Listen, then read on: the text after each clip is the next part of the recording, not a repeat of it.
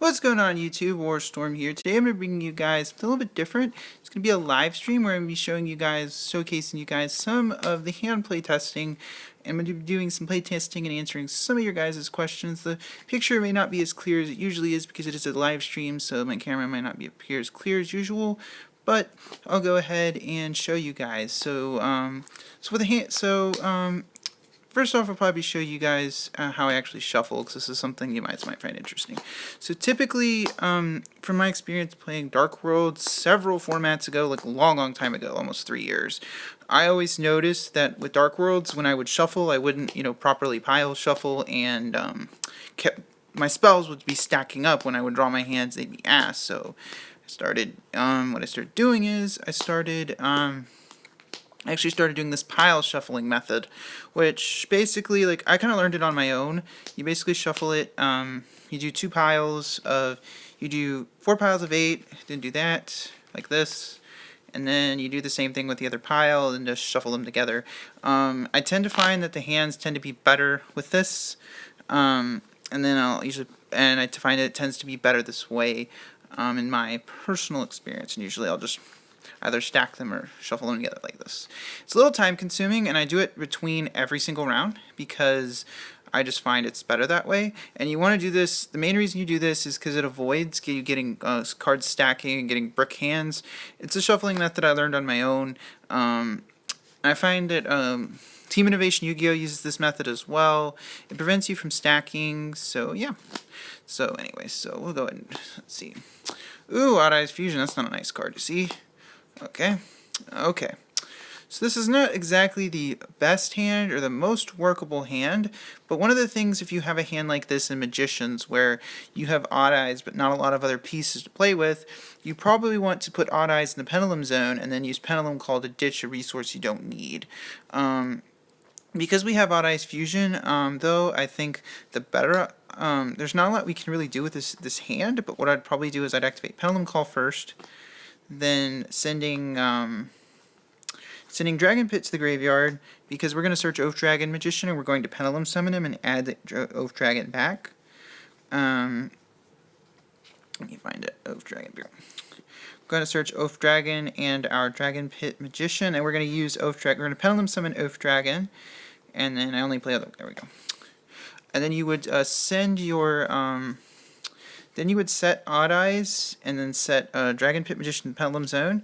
You'd Pendulum Summon out the Oath Dragon. You can also do the Eccentric if you want, but I would like to hold on to her to use it to out anything if I don't get OTK'd, which is very possible, which you're going to add this back. Then from here, you can... Then in the same situation, you could also, there's another way you could play it out as well. You could put the Oath Dragon out, summon the Odd Eyes, then use Odd Eyes Fusion to bring out Vortex Dragon, sending Eccentric and Odd Eyes back to the extra deck. That's also another option as well. The way you could do that in this situation is you could probably actually, I think I would do this. You could probably ditch the Eccentric with Pendulum Call, then Pendulum Summon these 2 guys out, then Odd Eyes Fusion these 2 guys as well, and make Vortex Dragon. From there, you'd have Vortex Dragon out. Eccentric would be dead in the graveyard, but you could use Emerald to loop her back, and you can bring these guys back on the following turn. So there's definitely a myriad of plays you could take out with that hand. There's definitely a lot of different directions you can go. Bear in mind, this is a slightly modified list from the deck profile. I do have Fairy Tale Lunas were added in.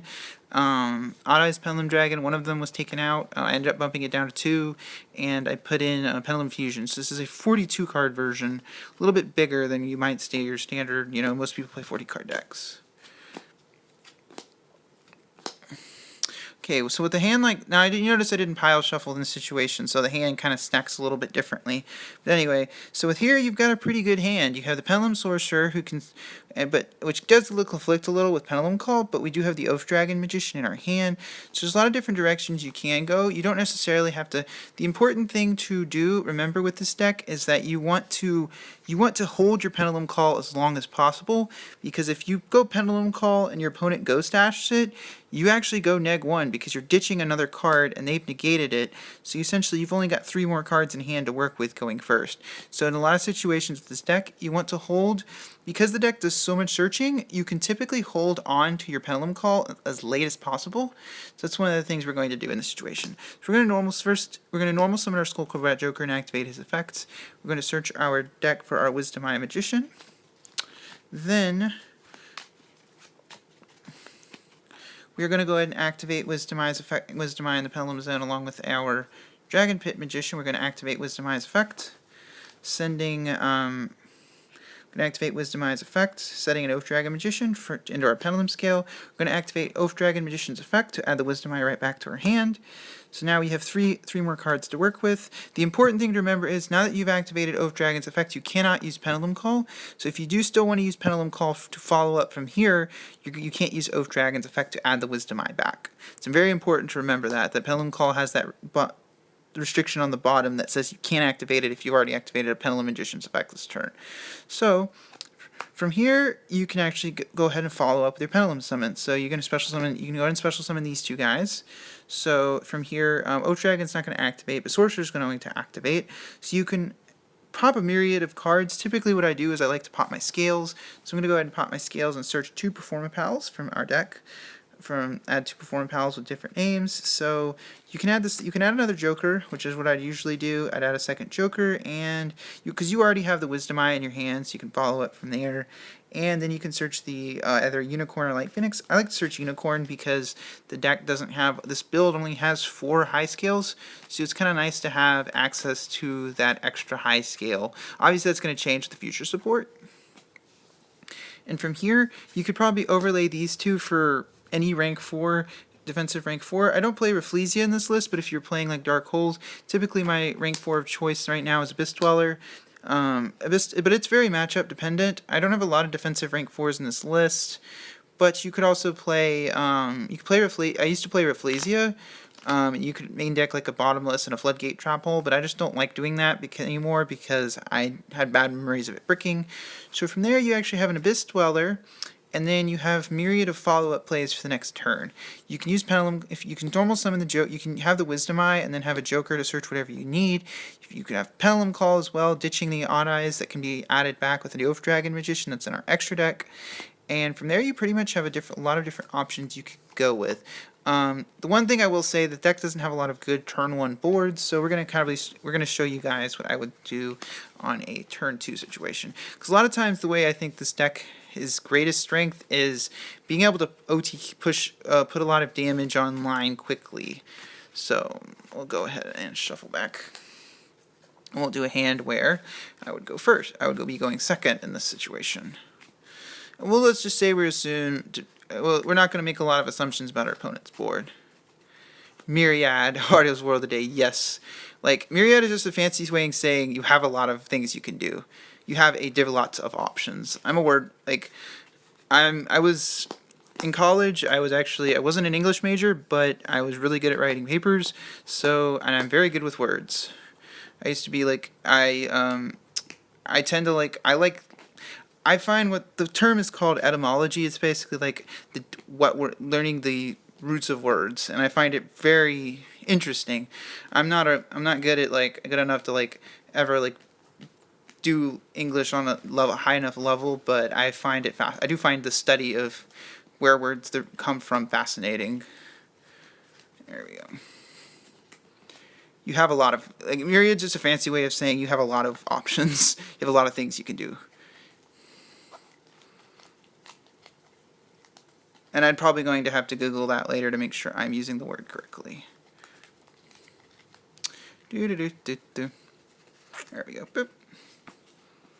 So in this hand, we're going to assume we're going second in this situation. So we're going to draw our 6th card.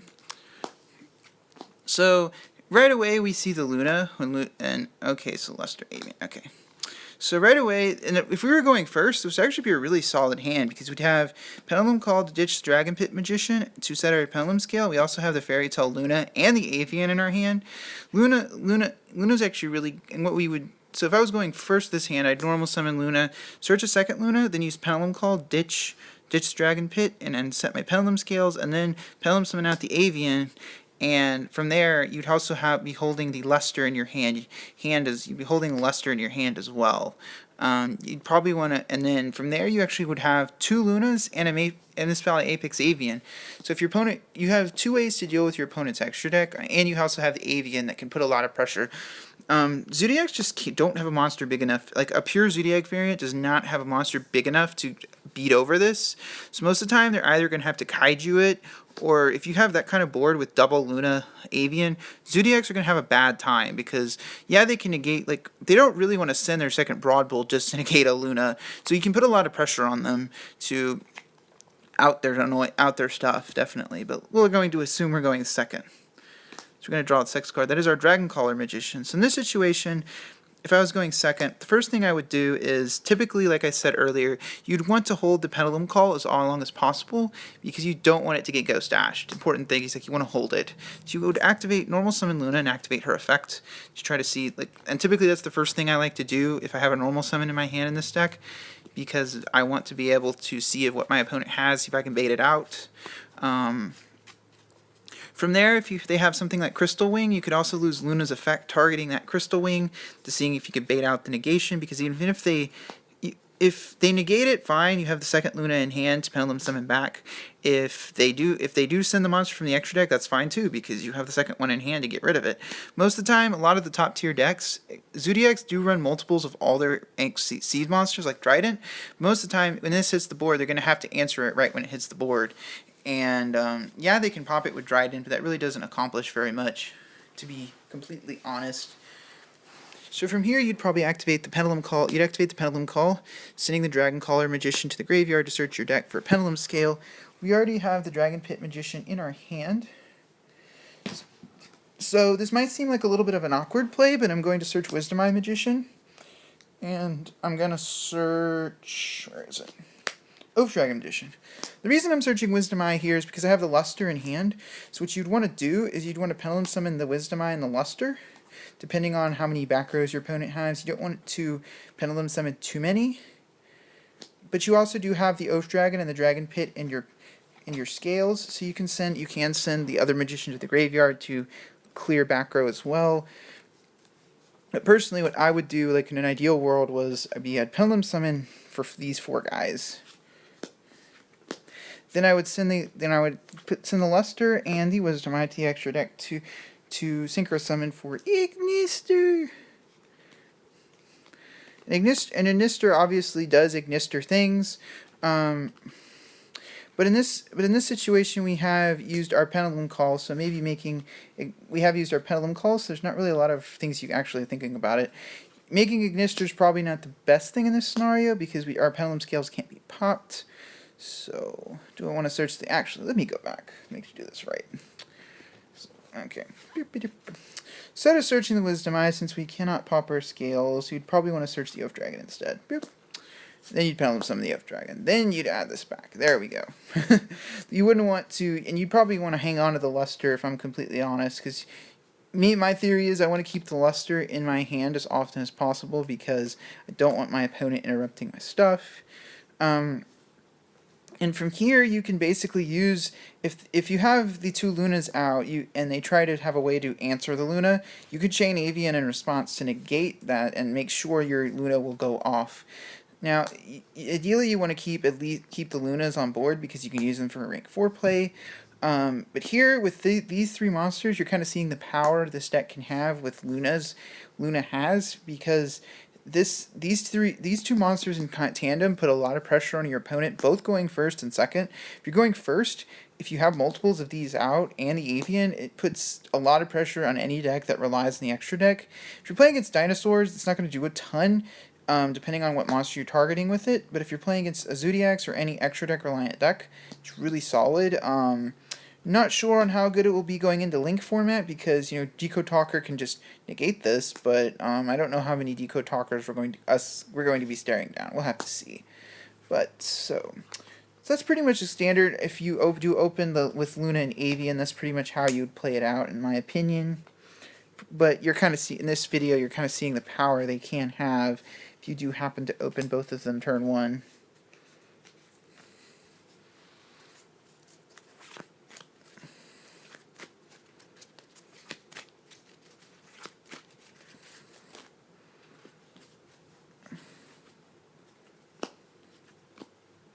I probably need to power shuffle if I'm drawing a lot of the same cards. But the basic thing is that that's one of the reasons I added the Lunas in. It was because I wanted to turn one, because the biggest thing magicians have, to me, have always struggled with is making turn one plays that don't suck. And that was one of the reasons why when I played the deck competitively and when I was still playing back when I was playing the deck when Wisdom Eye when Joker were at 1, I was playing what was the card's name? I'm trying to remember. I was playing Zephyros and the Armageddonite engine because you could bounce Monkey Board and Joker and keep reusing them, and you could use Shadal Dragon to out Anti-Spell Fragrance, and it could also send Tuning Magician, so it was pretty solid. But that was one of the reasons why I played that engine in the first place. And I also played Rafflesia because you could use Rafflesia to send Bottomless, and then you could side Time Space Trap Hole, which was really good against Burning Abyss.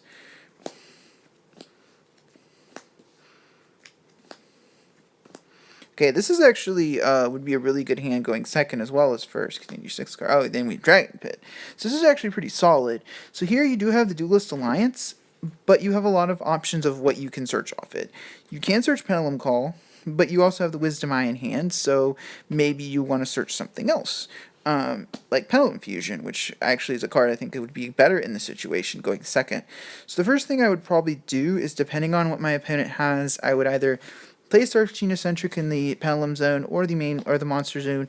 Use its effect to pop whatever it happens to be. So let's just assume Eccentric's the first thing that drops and goes to the extra deck. But for this sake of argument, let's say they have 2 back rows, so I'm going to use Eccentric, then activate Duelist Alliance to search. So here, I actually think we would, instead of searching what we would like searching, since we don't really need Pendulum Call in this situation, we search Pendulum Fusion instead. In this, you could also search Amazing Pendulum if you play it. I actually cut it from this list simply because we don't have the new magicians yet. It's a little more effective. But you could search Pendulum Fusion and effect to pop. Then from there, you can activate Wisdom Eye Magician and your Dragon Pit Magician. Then effective Wisdom Eye will trigger, allowing you to set your... You can set the Dragon Caller Magician here because it combos really well with Pendulum Fusion, but we don't have an... And you do have the Odd Eyes monster in our hand, so there's a lot of things you can do with that as well. Since we are going second, fusing before our Pendulum Summon doesn't seem that bad. But here, I'm probably going to go ahead and activate Oath Dragon Magicians, and then use Oath Dragon Magician to add back the Wisdom Eye Magician. From here, I think the optimal play is actually to Pendulum Summon, because we do have the Pendulum Fusion in hand. We want to actually, but you probably would want to Pendulum Summon first. So you're going to go ahead and Pendulum Summon the Pendulum Sorcerer and the Odd Eyes Persona Dragon. And then you're going to activate Sorcerer's Effect, targeting your scales, destroying them. And then you're going to search 2 monsters. You have not used your normal summon yet, so you can search the Skullcrobat Joker. And you could, in this case, I'd probably search Unicorn, simply because it's you'd want to have the high scales in your hand. You normal summon the Skullcrobat Joker, activating its effect to search your deck for for whatever you need. You could search a Wisdom Eye here, but Wisdom Eye plays here doesn't really do much but stack your extra deck. So I actually think, in my opinion, the optimal play is to go for Odd Eyes Pendulum Dragon, so you can set him in your Pendulum Zone. Because I don't think with this hand you're going to be able to OTK your opponent. Now maybe there's a different way it could be played out. Maybe there's something I'm missing. You guys can always let me know in the comments.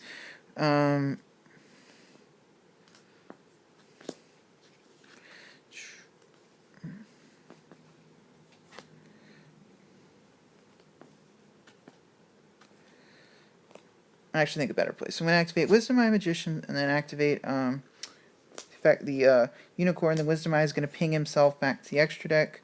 Then we want, if there might be a way we can get our opponent this turn, so we're going to activate Dragon Caller Magician in the Pendulum Zone. Then if our opponent still has any monsters out, we're going to activate Dragon Caller's effect, targeting their biggest monster. Then from there, you're going to activate Pendulum Fusion.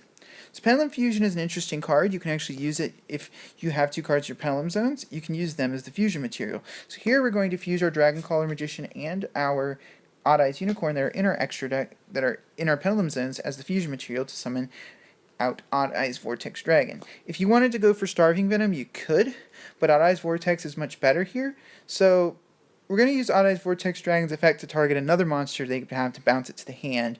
Typically here you'd probably want to bounce, you obviously don't want to bounce the monster you target with Dragon Caller Magician, because Dragon Caller's effect will get you to in a moment. Then we're going to attack the monster we made a dragon with Odd Eyes Vortex Dragon. Vortex Dragon will now go up to 5,000 attack, so we're going to be able to beat over it and inflict a pretty decent amount of damage with these 3 cards. Then main phase 2, you still have the Odd Eyes Pendulum Dragon in your hand, so you can go and activate it while it's in the Pendulum Zone. And you can also, here you can make a rank 4 if you want to make a Dweller, you can. And another thing you could do as well is if you have the Vortex Dragon out and you want to deal more damage, you can make a Trapeze Magician. I don't play Trapeze in this extra deck, but if you really want to push an OTK, that's probably the best way to do so. Definitely a card I'm considering in my extra deck. So about comes the end of the hand play testing. You guys can always let me know what you guys think in the comment section down below. And next weekend I will probably be going to locals to do more to play this deck, because I kind of want to get the deck and test it out. So anyway, guys, as always, thank you guys for watching. It's Warstorm signing out.